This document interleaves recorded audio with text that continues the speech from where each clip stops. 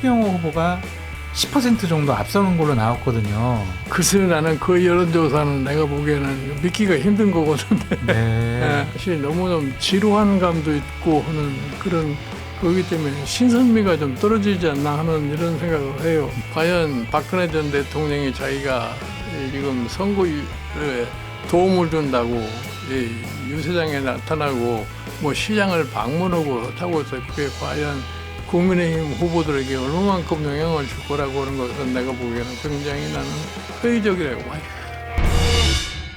위원장님, 지금 사전투표가 이틀 앞으로 좀 다가왔습니다. 6.3 지방선거 전체적인 판세 좀 어떻게 보세요? 당초에는 뭐 민주당이 15군데 이기고 국민의힘은 경북 한 군데만 이긴다 이런 전망이 있었는데 좀 바뀐 것 같습니다. 내가 보기에 뭐 전반적인 판세라고 하는 것이 막상 선거 전에 돌입을 했기 때문에 뭐 어느 곳은 좀 접전이 되는 것도 있고 그렇지 않은 것도 있고 그렇다 보지만 내가 전반적으로 봤을 적에 초기에 생각했던 그런 이 양상에서 크게 달라진 게 없다고 생각을 해요. 네. 그러니까 사실은 내가 얘기하기를 흔히 밖에서도 그렇게 얘기를 했습니다마는 2018년 지자체 선거 결과 비슷하게 나타나지 않을까 하는 얘기를 초장에 했었는데 뭐 다소 무슨 변화가 있을는지 모르지만 거기에 크게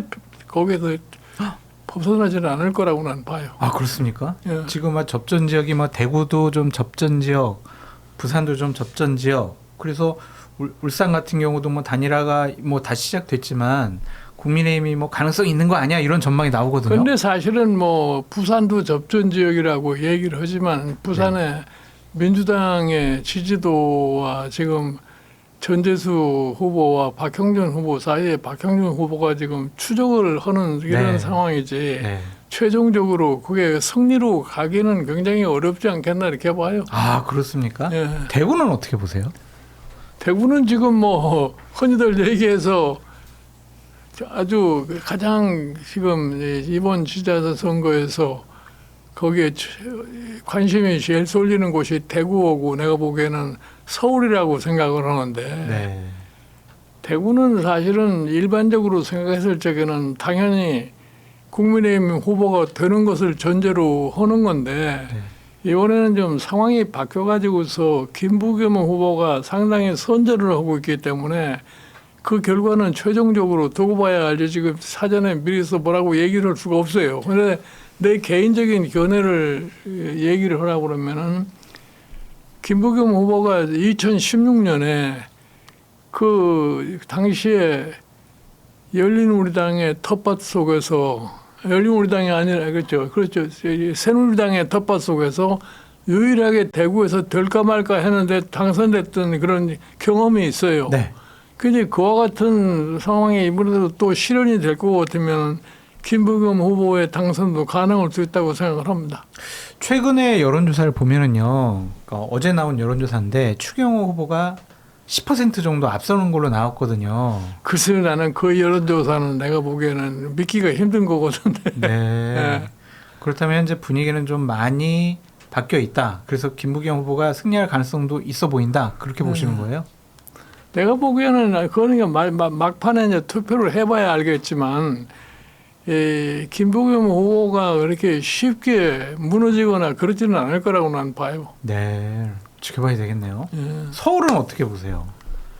서울은 사실은 오세훈 후보고 정원 후보고 그 싸움이 처음서부터 오세훈 후보가 굉장히 힘든 싸움을 할 수밖에 없는 이런 분위기인데 왜 이런 말씀을 드리냐면은 정원호 후보라는 사람은 순전히 자기가 성동구청장으로서의 업적을 가지고서 소위 당내에 아주 관록 있는 의원들을 다 물리치고서 후보가 되지 않았어요. 네.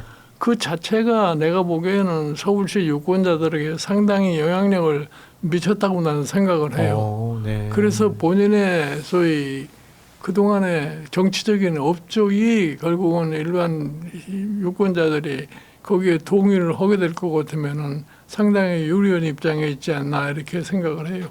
아, 그렇습니까? 예. 그러면 오세훈 시장도 조금 좀 힘들다, 버거워 보인다. 그렇게 좀 평가를 하시는 건가요? 내가 보기에는 내가 뭐 객관적으로 얘기를 했을 적에 지금 유권자들이 어떻게 자기 표를 결정을 하느냐를 따져봤을 적에 이제 시대가 많이 바뀌어가지고 옛날하고 지금은 유권자의 행위가 좀 다르다고 봐요.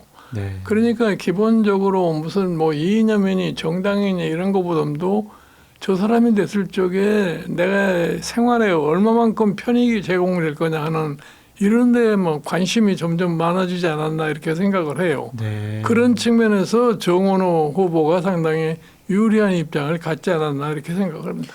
그 어제 이제 서소문 고가 도로가 조금 무너지는 일이 벌어졌지 않습니까? 그것이 이제 서울시에서 이제 최종 책임이 있는 건데 발주가 서울시라고 하더라고요. 그럼 이것은 오세훈 후보에게는 좀 악재다라고 봐야 될까요? 그러니까 그게 안 무너졌던 것보다는 굉장히 부정적인 영향을 미칠 거라고 는 봐요. 네. 결정적인 변수는 아니. 뭐 결정적인 변수라고 난 생각하지 않고. 예. 오세훈 후보가 이렇게 승리할 가능성은 조금이라도 찾아볼 수가 없는 건가요? 글쎄요, 오세훈 후보가 관록으로다가 지금 5선체 지금 나오는 네. 사람이기 때문에 일반 시민들이 그걸 어떻게 인정을 하고 네. 하느냐에 따라서 승패가 결정이 날 거라고 생각하는데 네.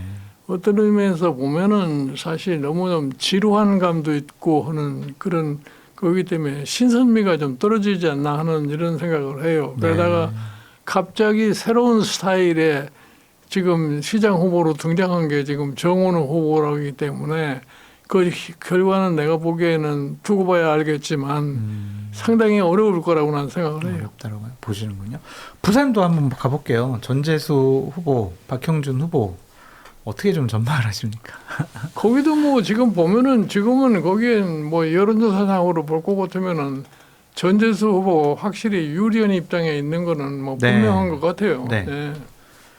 그렇다면 그 지역도 뺏길 가능성이 있다고 보시는 거예요? 그래도 영남권인데, 그래도 부산인데, 그래도 막판에 우리가 남인가? 그래도 우리가 그러니까 보수를 지켜줘야지. 예를 들어 2018년도 똑같은 상황 아니었어요. 네, 2018년에도 뭐 부산도 뺏기고 다 뺏겼는데 맞아요. 그러니까 결국은 뭐 꼭 영남이라고 그래서 이렇게 가는 게 아니라 나는 이번 저 지자체 선거에 우리가 유의해야 할 점이라는 게 뭐냐면은 지금 지난 2년 사이에 소위 현직 대통령이 탄핵을 당하고 그러고 난 다음에 새로운 정권이 탄생해서 정치적인 소위 프레임워크가 달라졌단 말이에요. 네, 그런 상황에서 지금 이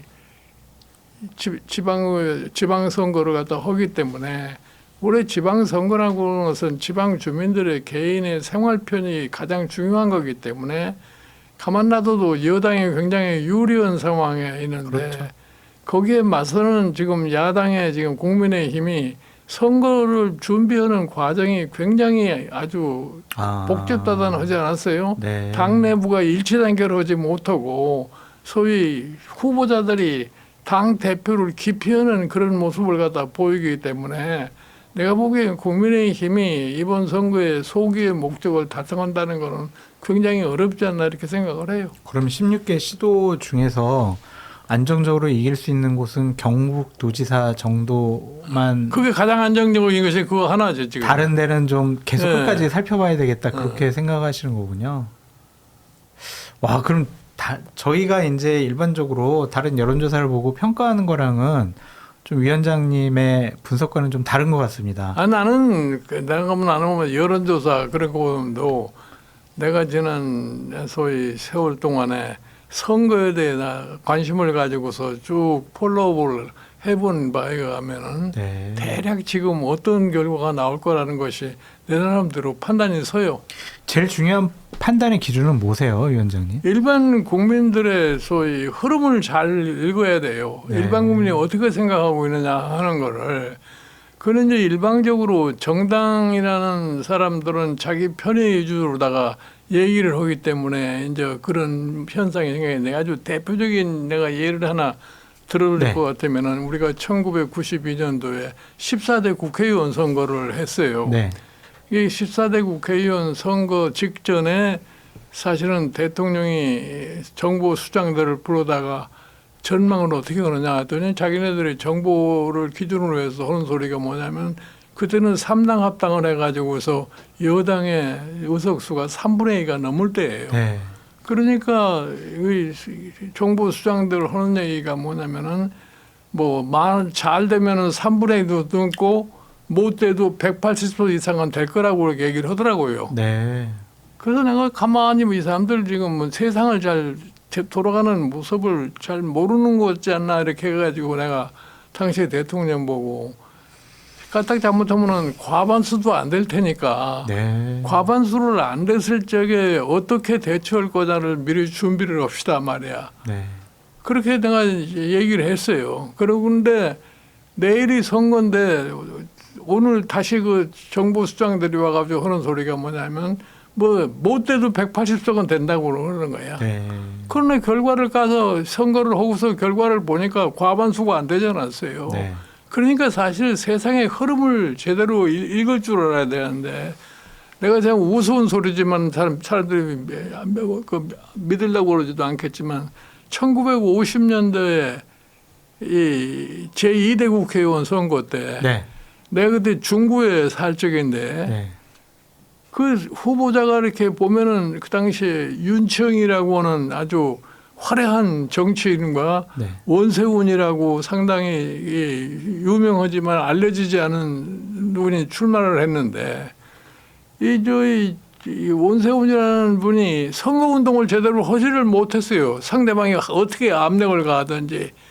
그런데 내가 전반적으로 유세하는 현장을 가서 보면은 당선은 원세훈 씨가 될 것 같아. 네. 근데 결국 가서 내가 저희 개표하는 걸 보니까 최종적으로 당선된 사람이 원세훈이가 되더라고요. 아, 그렇습니까? 그러니까 나는 내가 지금 내 스스로가 체험한 것이 내가 여러 선거를 내가 경험을 해봤는데 다른 사람들이 절대로 안 될 거라고 생각하는데 내가 보기에는 될 것 같이 된 사람들이 다 되더라고요. 네. 그러니까 지금도 보면 그래요. 지금은 뭐 처음에 완전히 국민의힘의 지금 당의 그런 상태로 놓고 봤을 적에 네. 아주 뭐 이번 지자체 선거에서 국민의힘이 완패할 거라고 생각을 했는데 막상 선거전을 하다가 보니까 그래도 지지도가 꽤 오르고 그러니까 뭐 접전을 하느니 뭐 5개를 얻느니 6개를 얻느니 이런 얘기가 나는 건데 그거는 뭐 택도 없어요? 예, 정당에 자기 위로를 하기 위해서 하는 소리지 내가 보기에 최종적인 결과는 결국은 처음에 예측했던 그런 상황이 나타나지 않겠나 이렇게 봐요. 되게 암울하게 보시는군요. 예. 그런 차원에서 그런지 박근혜 전 대통령이 각 지역에 있는 광역단체장들의 요청에 의해서 부산도 갔다가 지금 충남도 갔다가 대구 갔다가 지금 강원도도 갔다가 전국을 다니고 있어요. 국민의힘 선대위원장처럼 다니고 있습니다. 우리 박근혜 대통령이 과거에 사실 선거의 여왕이라고 하는 그런 화려한 시절도 있었어요. 네. 그러나 그게 그 당시와 지금과 비교해 볼 것 같으면 아마 엄청난 차이가 차이죠. 있을 거예요. 네. 그러니까 사실은 선거의 일단 흐름은 딱 이 틀을 잡고 있기 때문에 어느 특정인이 나가서 좀 뭐 이라고 유세를 하고 다닌다고 해서 선거에 크게 영향을 미치지 못할 거라고 봐요. 역사의 퇴행이라고 보세요? 뭐 역사의 죄인이 그런 얘기는 할 필요가 없고 네. 예를 들어서 뭐 쉽게 얘기를 해서 박근혜 대통령이 탄핵을 받기 직전에 사실은 촛불 집회에 등장한 연인원이 1,600만 가까이 됩니다. 네.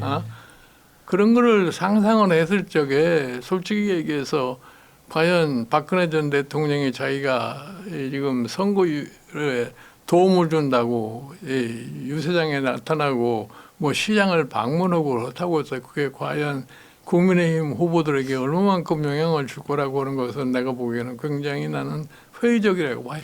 착잡하시기도 하시겠어요. 왜냐하면 비대위원장 시절에 박근혜 탄핵의 강을 보수 우파가 그리고 국민의힘이 건너기 위해서 정말 많은 노력을 위원장님께서 하셨었잖아요. 아니 그러니까 그거를 사실은 내가 국민의힘을 국민정당을 만들기 위해서 노력을 한 거예요. 네. 이게 사실은 무슨 뭐 보수 이렇게 얘기를 하지만은 보수가 뭐를 한다고 하는 내용이 전혀 없이 보수만을 강조해 가지고는 표를 얻을 수가 없어요. 네.